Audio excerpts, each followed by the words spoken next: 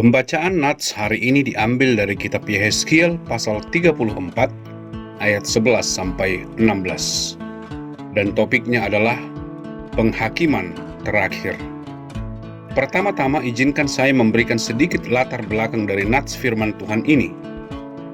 Umat Tuhan, yaitu bangsa Israel, ada di dalam pembuangan di Babilonia. Mereka jatuh ke dalam pembuangan karena mereka berbalik dan menyembah berhala dan tidak lagi percaya kepada Tuhan. Mereka lebih memilih untuk percaya kepada berhala mereka ketika mereka ada di Israel. Pada waktu mereka ada di Babilonia, Tuhan mengangkat nabi untuk menjaga mereka. Namun kebanyakan dari nabi ini gagal dalam melakukan tugas mereka. Malahan para nabi ini menghabiskan waktu mereka untuk kepentingan mereka sendiri. Mereka sangat memperhatikan wibawa mereka, kuasa mereka, posisi mereka, dan juga harta mereka. Sehingga orang Israel yang lain merasa kalau Tuhan telah meninggalkan mereka. Mereka ini merasa kalau tidak ada orang yang peduli terhadap mereka.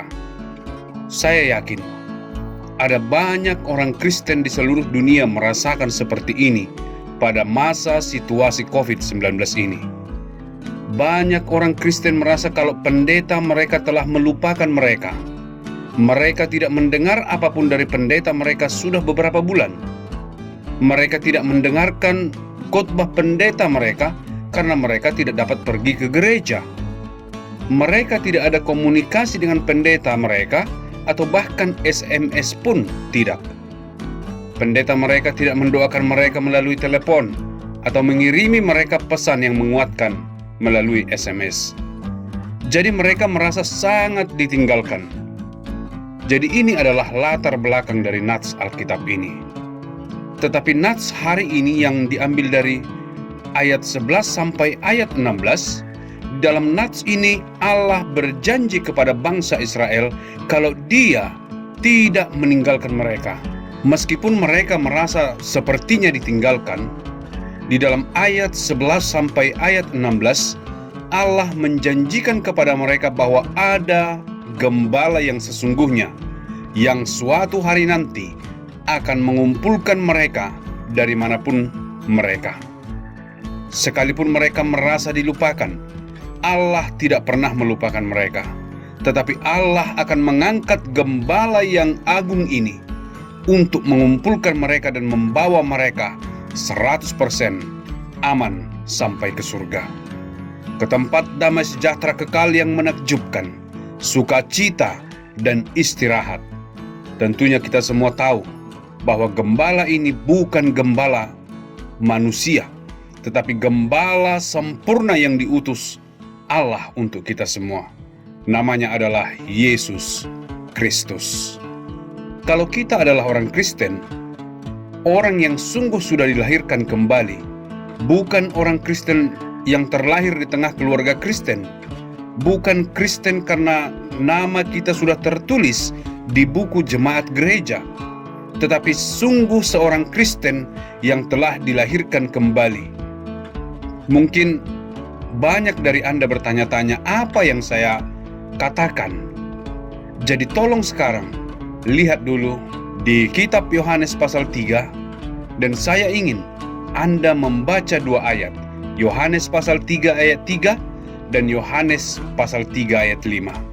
Di dalam dua ayat ini, Yesus mengajarkan bahwa anak-anaknya yang sesungguhnya adalah orang yang telah dilahirkan kembali oleh Roh Kudus Allah. Kelahiran kedua ini adalah kelahiran yang sangat spesial, dan saya yakin banyak dari kita yang bertanya, bagaimana kita dilahirkan kembali oleh Roh Kudus Allah? Mari kita lihat lebih lagi ke bawah di dalam Yohanes pasal 3 ayat 16. Kita melihat ayat yang sangat familiar dan saya percaya Anda semua mengetahuinya. Yohanes pasal 3 ayat 16.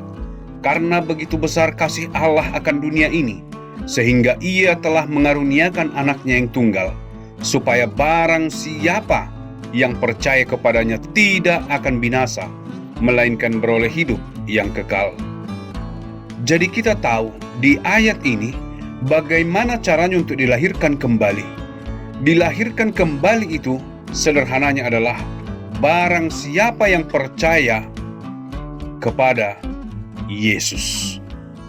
Barang siapa yang percaya bahwa Yesus mati untuk semua dosa-dosanya di atas kayu salib, bahwa Yesus membayar semua hukuman atas dosa-dosanya, dosanya di masa lalu, dosanya di masa sekarang, dan dosanya di masa yang akan datang, bahwa Yesus telah membayar penuh hukuman itu, dan dia berkata, sudah selesai.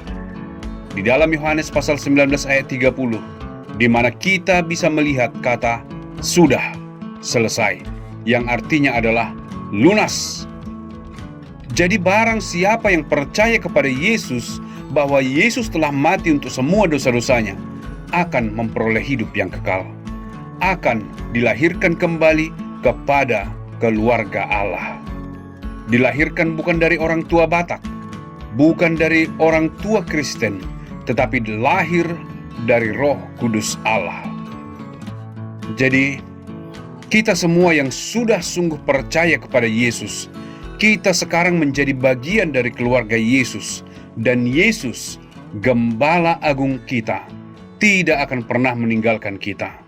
Kita mungkin saja merasa ditinggalkan sekarang oleh manusia, oleh pendeta, manusia yang memimpin kita. Mungkin banyak dari pemimpin kita yang sangat sibuk sekarang ini, khawatir mengenai diri mereka, lebih daripada khawatir mengenai kita. Khawatir mengenai pemilihan di gereja lebih daripada khawatir mengenai kebutuhan kita. Dan Anda mungkin merasa Anda ditinggalkan.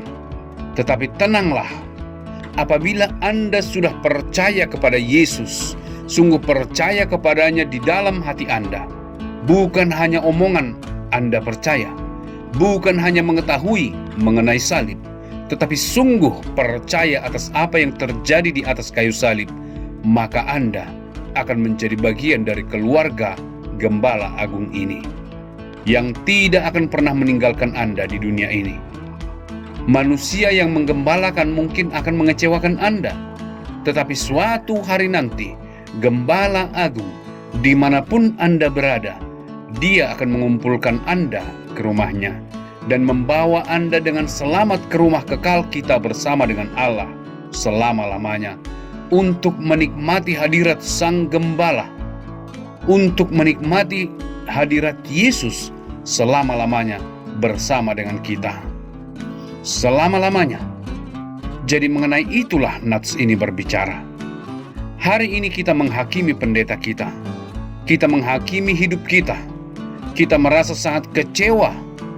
Tetapi tahukah Anda, jika Anda sungguh percaya kepada Yesus Gembala Anda, Yesus Kristus 100% akan mengumpulkan Anda pulang kembali ke rumah di hari penuh bahagia itu, dan kita akan bersama-sama dengan Dia selama-lamanya. Itulah penghakiman terakhir semua umat manusia. Semua yang lain di bumi ini bersifat sementara. Topik hari ini adalah penghakiman terakhir, dan Anda akan dihakimi oleh Allah. Dan Anda dapat berkata, "Ya Tuhan Allah, aku orang berdosa. Engkau tahu aku berdosa, tetapi terima kasih ya Tuhan, karena Engkau telah memberikan Yesus kepadaku, yang mengambil semua dosa-dosaku, dan memberikan darahnya yang mahal untuk membasuh semua dosa-dosaku. Dan aku, Tuhan, dapat berdiri di hadapan-Mu, Allah yang kudus, oleh karena Gembalaku yang sangat menakjubkan. Terima kasih Tuhan untuk Gembala Agung ini yang telah mati bagiku, yang telah bangkit bagiku, yang akan membawaku pulang dengan selamat. Kiranya Tuhan memberkati Anda, kiranya Anda memiliki damai sejahtera, sekalipun dalam masa COVID, di masa Anda merasa ditinggalkan. Tuhan memberkati Anda.